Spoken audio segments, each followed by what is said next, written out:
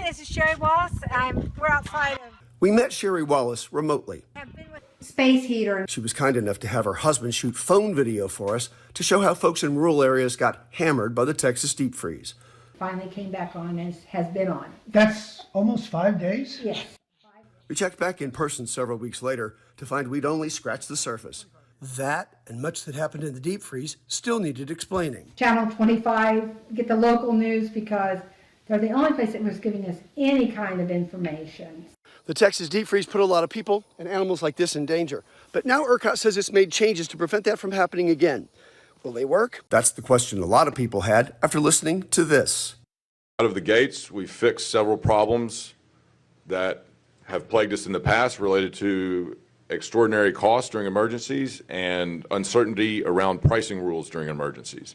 What does that mean? And what else does the Texas Public Utility Commission and ERCOT have in their fixer-upper plan for the electric grid? Does it give you confidence or you still have questions? I still have questions because they haven't been given a lot of information. They're just kind of thrown out outlines of it.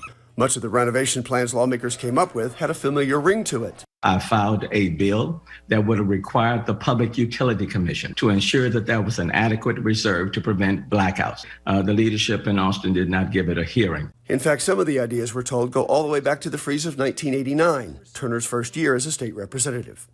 And our favorite economist, Ray Perryman, predicted two very important and needed changes that ended up in ERCOT's fixer-upper plan. First, he said, Texas needed to start paying for a certain amount of reserve power, just enough to keep the grid up and running. Exactly what lawmakers ordered and what ERCOT has done. We are operating in a more reliable manner than we have ever done before. We are bringing more generation across peak to be able to meet the needs of all Texans and to keep our grid reliable. And since you don't get something for nothing, we could see this on our electric bills. Second, our economist hinted whatever bailout customers might get would come in the form of easier debt financing. We can do things where any legitimate costs for the utilities are recouped over time. Exactly what House Bill 1520 does. Customers don't get a bailout, but a pay-as-you-go plan. Another bill orders weather protection at power and gas plants and energy transmission facilities, with both ERCOT and the Railroad Commission taking charge of inspections. Violators face fines of up to $1 million. ERCOT board members must now live in Texas. The state now has a power outage alert system aimed at informing customers and coordinating between government and the utilities in an emergency. These are just the highlights and just the Reader's Digest version. We'll go into more detail next week. Say, I'm dealing. Meantime, Sherry Wallace can enjoy more time with her horses without worrying much about whether she'll have the power to turn on the lights when she goes back into her home.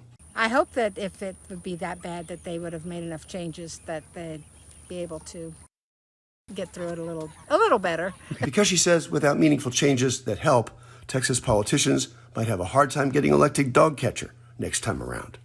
In Little River Academy, Dennis Turner, 25 News. The College Station in